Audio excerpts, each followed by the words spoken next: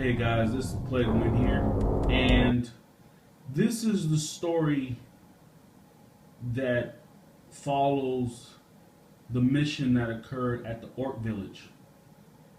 So the Great Wolf himself, Logan Grimnar, has actually touched down on the planet Vesper Prime, and he brings in his great company, which features his runic priest, several packs. He even brought a venerable dreadnought, the famous Thunder Wolf Cavalry, and several packs of Fairness Wolves. As he established himself in his chair, the Great Lord looks over and sees the Grandmaster Bilal and the entire Deathwing company. He also looks on and he sees Captain Sicarius and the remaining of the second great company of the Ultramarines. Also sitting next to the Great Wolf as a guest is the Canoness, Ammon, and Whitner.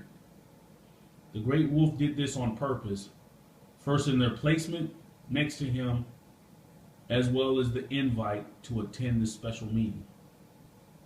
The wolves that were behind the Canoness could smell fear, and the Canoness knew that her placement was not by an accident. As she looked on, she saw the great companies as they were together formed, and knew indeed this was dire times, and it needed a mighty leader to lead them. As she looked up, the Great Wolf began to speak.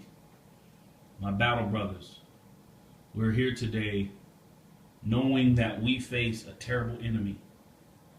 Based on the reports that I've received, that indeed this could be the Death Guard that we may be facing. But before we continue on with our meeting, tradition and honor must be upheld. The Great Wolf looks over at the Grandmaster Bilal, and they both nod. And they both understood exactly what this meant.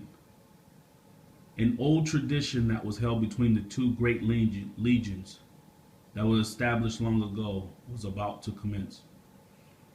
Captain Sicarius would be the first time he would actually have witnessed. He'd heard many times about this particular tradition, but it'd be the first time he'd ever saw it. He was also curious as to how Canoness Ammon would actually be allowed to see this. So the Great Wolf must have understood the thoughts of Sicarius, because he began to explain to all. This is being allowed for all to see our oldest tradition and how our honors must be upheld regardless of the circumstances.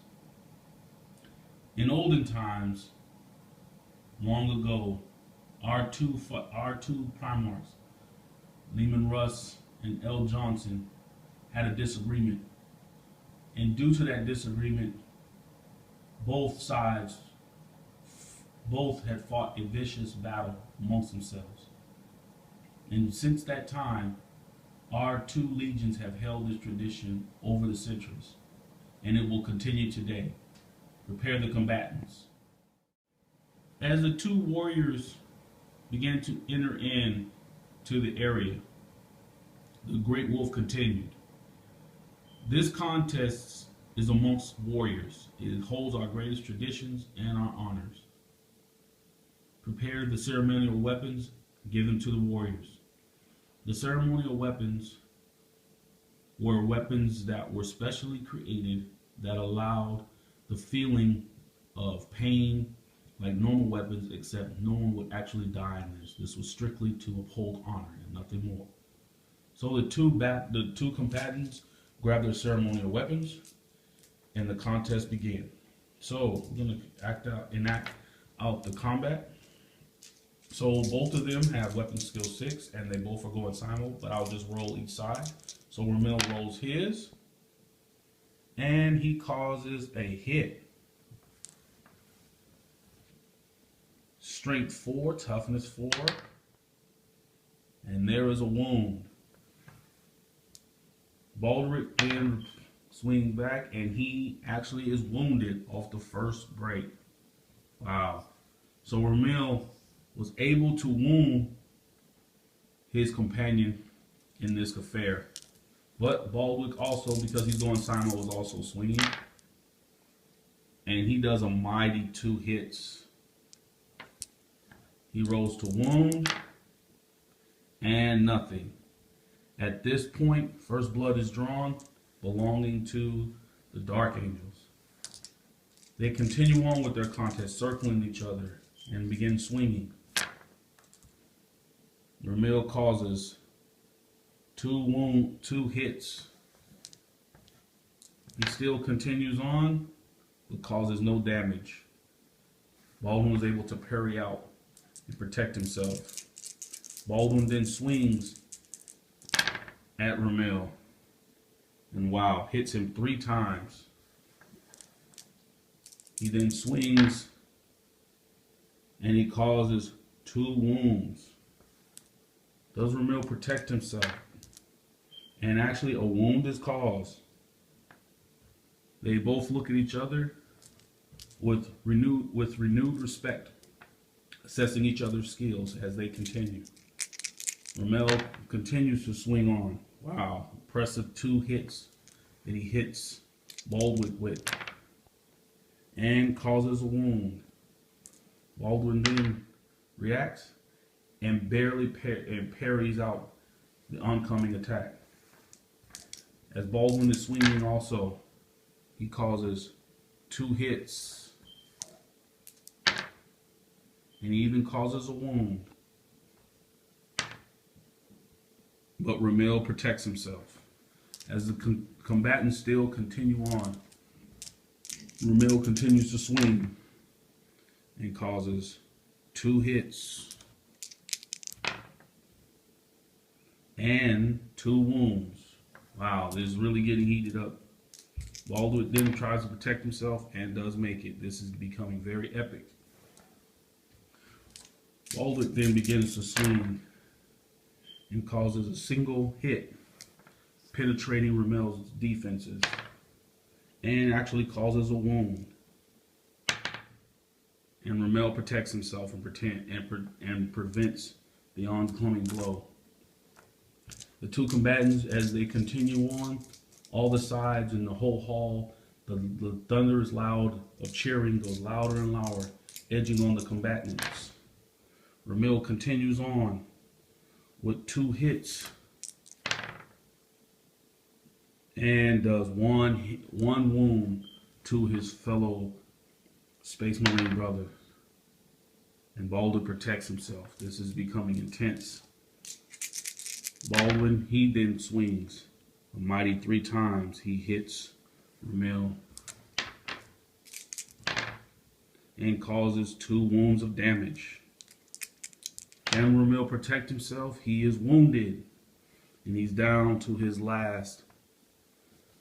Ramil is then here, looking on to his battle brother, smiles, and then presses forward. And he swings, but he only hits him 1 time. Is he able to penetrate his defenses? And he does. Baldwin then swings, and wow, he's able to penetrate his defenses, causing only 1 wound remaining. Both sides are up in a frenzy, cheering on the combatants. Who will survive and who will take on as champion of this particular event? Ramil swings, has 2 great hits, and he causes a wound. Baldwin then swings and protects himself. Wow. At the same time, Baldwin is also swinging, and he causes 2 hits. Will he be able to penetrate his defenses? No. And the battle rages on. Ramil then continues on, is able to hit, and wow, he actually causes a wound. Will the Wolf Lord be able to protect himself? Indeed he does. And as he continues on, he masterfully swings up and low, but only penetrates one time with his hit and actually causes a wound.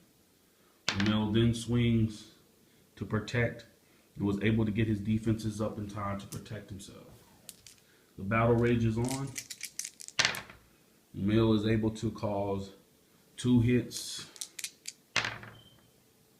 and only 1 wound. The Wolf Lord himself protects against it as he swings. He's able to cause 3 wounds. Well, excuse me, 2 wounds after hitting 3 times. The male then looks to protect, and sadly, he is defeated. The winner of this great contest goes to Baldwick, and all of the hall streams up in ecstasy, and a howls, and the battle rage and flood all through the hall. Baldwick is declared the victor through combat. Both combatants raise up and share blood as they grasp each other in brotherly embrace, for the traditions and honor has been upheld.